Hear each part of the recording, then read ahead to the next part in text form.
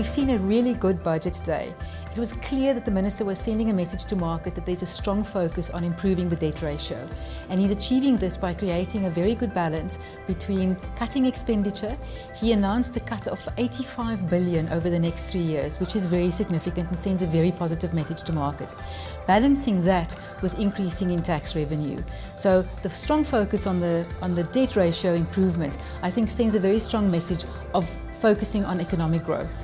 So one of the most important takeouts we saw in the budget today is the increase of the VAT rate from 14 to 15%, which is effective on the 1st of April. This will impact consumers widely, but it's important to bear in mind that 19 of the most basic food items are excluded as they are zero rated for VAT.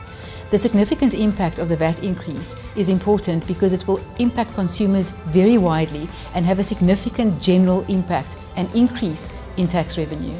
It's important to note that personal income tax was not increased. There was a focus on a reduction in personal income tax for some of the lower tax brackets, while the top 3 tax brackets only saw marginal reductions, not fully compensating those taxpayers for fiscal drag.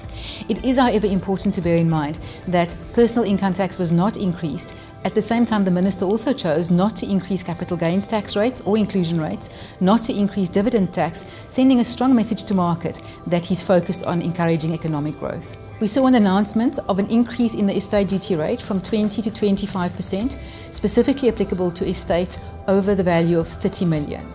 When thinking about the increase of the VAT rate from 14 to 15%, it's important to bear in mind what the practical impact will be on the man in the street. If you look at the item priced at 100 Rand, the increase from 14 to 15% will increase the price of that item from 100 Rand to 100 Rand and 88 cents. So from a budget perspective, the impact on the man in the street will be fairly limited. The changes to personal income tax are minimal, and higher tax brackets will see a very small reduction in income tax. Some of the lower tax brackets will see a slightly more significant reduction in income tax, but generally not something that will hugely impact anybody's budget. The changes in income tax, in addition to the VAT increase, in addition to the fuel changes, needs to be considered and taken into account when planning budgets. There may be varying impacts on consumers' budgets depending on the tax brackets and the consumer goods that they purchase, as well as the fuel levy impact.